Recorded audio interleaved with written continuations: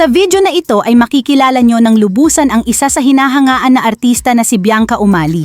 Malalaman nyo rin sa video na ito ang kanyang biography o lifestyle, ang mga lalaking na link at mga nakarelasyon niya, kung kailan at saan siya nagsimula sa kanyang karera. At masisilip nyo rin dito ang kanyang mga naipundar na bahay, mga negosyo at mga sasakyan.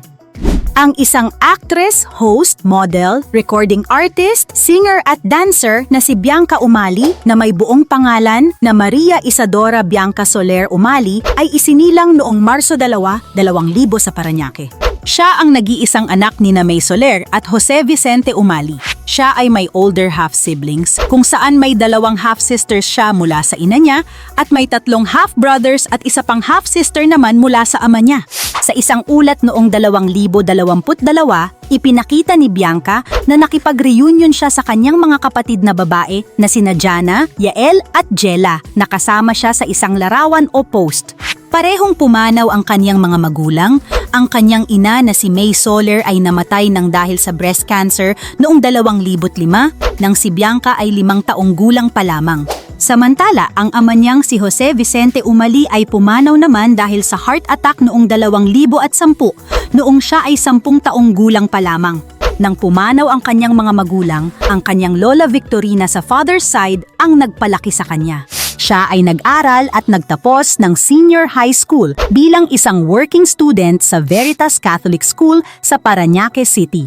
Dito niya tinapos ang kanyang high school noong Marso 28, 2019. Alam niyo ba mga Meg, na siya ay isang daddy's girl? Ang kaniyang secret talent ay kaya niyang gawin ang flower tongue. Gusto niyang maging ina balang araw. Siya ay isa ring pet lover at may alagang 2 aso. Ang kanyang mga aso ay sina Raja na isang Samoyed at Boop na isang Pomeranian. Ang kanyang most embarrassing moment ay noong siya ay grade 1 nang ang kaniyang sipon ay lumubo sa harap ng kaniyang crush habang sila ay nag-uusap. Ang kaniyang unforgettable celebrity encounter ay nung una niyang makita at makilala si Nora Honor. Isang bagay na magaling siya ay ang pag-aalaga sa mga taong mahal niya. Mahilig siyang manood ng mga food-related videos bilang guilty pleasure bago matulog. Ang kaniyang paboritong pagkain ay tuyo, champurado at powdered milk. Ang karaniwang agahan niya ay sinasabayan ang tuyo at kamatis ng mainit na Milo at kape. Umiinom siya ng 1 litro ng tubig kada araw at lemon water, ngunit hindi siya umiinom ng vitamins. Ang siargao ang isa niyang dream hideaway. Mahilig siya sa spontaneous at mabilisang paglalakbay kahit na medyo OC siya sa paghahanda. Hindi siya umaalis ng bahay nang walang lip balm. Ang kaniyang mga paborito ay MAC, Carmex at Rode ni Hailey Bieber. Ang workout routine niya ay kombinasyon ng Muay Thai, Arnis, gymnastics, weightlifting at metabolic training. Sa skincare naman, mas simple siya, mga natural hydration tulad ng tubig at kaunting moisturizer lang. Mataas ang kanyang pananampalataya. Ano man ang gawin niya, palagi siyang nananalangin. Ang kaniyang me time ay magbasa ng mga libro at magpalipas ng oras kasama ang kanyang mga aso. Ang kaniyang mga favorite books ay The Art of Racing in the Rain, Harry Potter, Stardust, The Alchemist, The Book of Awesome, at iba pang titles gaya ng Women Who Run with the Wolves at Mr. Mercedes. Ang kaniyang mga favorite cartoon characters ay SpongeBob, Chowder, Finn, at Jake at Courage the Cowardly Dog. Ang kaniyang mga paboritong pelikula ay The Hunger Games, A Walk to Remember, Elysium, The Hobbit, at ang Harry Potter film series. At ang kaniyang mga dream destinasyon ay France, Long Beach, Europe, Spain, Singapore at Universal Studios. Ang mga showbiz icons na hinahangaan niya ay sina Marian Rivera, Don Zulueta, Angelina Jolie, Johnny Depp at ang fictional character na si Katniss Everdeen. Ang kaniyang mga celebrity crush ay sina Richard Gutierrez, Taylor Lautner at Leonardo DiCaprio.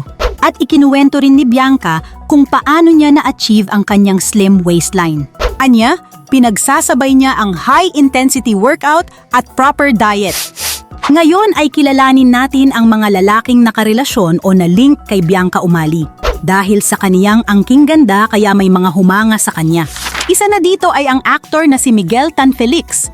Si Miguel Tan Felix ay isang actor, dancer, TV personality at commercial model. Siya ang itinuturing na first love ni Bianca Umali. Nagsimula ang lahat ng magsama sina Bianca at Miguel bilang mga batang artista sa GMA Network. Habang tumatagal, mas lalo silang naging malapit hanggang sa itinambal sila bilang love team na tinawag na Bigel.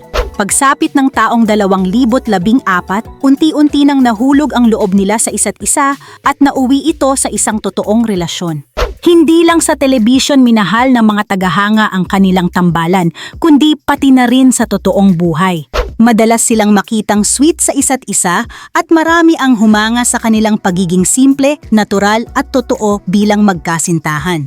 Si Miguel ay bukas na inaamin kung gaano siya ka-espesyal kay Bianca. At ganoon din si Bianca na laging ipinapakita kung gaano kahalaga si Miguel sa buhay niya. Ngunit tulad ng maraming kabataang relasyon, dumaan din sila sa pagsubok. Noong 2017, lumabas ang balitang naghiwalay na sila matapos ang halos 3 taon na pagiging magkasintahan. Sa kabila nito, nanatili ang respeto nila sa isa't isa at pinili nilang ituon ang kanilang oras sa kani-kanilang mga karera. Ruru Madrid. Si Ruru Madrid ay isang actor, singer, model, host at vlogger. Nagsimula ang koneksyon ni Ruru at Bianca sa loob ng GMA Network kung saan pareho silang lumaki bilang mga kapuso stars. Matagal silang naging magkaibigan bago pa man pumasok sa usapin ng pag-ibig. Ayon kay Ruru, si Bianca ay palaging nandyan para sa kanya sa mga panahong siya ay may pinagdadaanan. Noong 2018, unti-unting napansin ng publiko ang mas malalim na closeness ng dalawa. Madalas silang magkasama at makikitang sweet, ngunit sa simula ay pinili nilang maging pribado tungkol sa kanilang relasyon. Ngunit pagsapit ng 2019, nagkaroon sila ng matinding rough patch, naghiwalay sila dahil sa issue ng selos at naging kontrobersyal pa ang balita na halos masagasaan ni Bianca si Ruru sa parking lot ng Gmall. Tumagal ang kanilang hiwalayan ng humigit kumulang 8 buwan. Pero pareho silang nagsumikap para ayusin ang relasyon. Ayon kay Ruru, ginawa niya ang lahat para i-win back si Bianca at pareho raw silang nag-commit muli dahil mahal nila ang isa't isa. Noong 2022, sa isang panayam ay kinumpirma ni Ruru na sila nga ni Bianca ay nasa isang relasyon at umabot na ito ng 4 na taon. Simula noon ay naging mas bukas sila sa publiko, madalas silang mag-travel ng magkasama, kabilang na ang mga beach trips at biyahe abroad. Pareho rin nilang ipinapahayag ang kanilang pagmamahal at suporta sa isa't isa. Noong 2024, parehong sinabi ni Ruru at Bianca na hindi sila nagmamadali pagdating sa kasal. Para sa kanila, mas mahalaga ang matibay na pundasyon at tamang oras. Ngayon, nasa ika-7 taon na ang kanilang relasyon at patuloy silang nagbibigay inspirasyon bilang isa sa mga pinakamatatag na couples sa showbiz. Nagsimula si Bianca Umali sa mundo ng showbiz sa edad na 2 taon. Sa murang edad ay lumabas na siya sa iba't ibang TV commercials, kabilang ang mga patalastas ng pagkain, gamot at mga produkto para sa mga bata. Kalaunan ay napansin ang kanyang talento sa tulong ng Sparkle GMA Artist Center kung saan nagsimula siyang mag-guest at gumanap sa mga programa ng Kapuso Network. Unti-unti siyang nakilala sa pamamagitan ng kanyang mga paglabas sa Eat Bulaga bilang isang batang host hanggang sa mabigyan siya ng mas malalaking acting roles sa mga drama series ng GMA. Mula sa pagiging commercial model ay naging child star siya. Ang pinakaunang proyekto niya sa telebisyon ay ang Tropang Pochi noong 2009, isang children's show ng GMA Network kung saan isa siya sa mga batang host.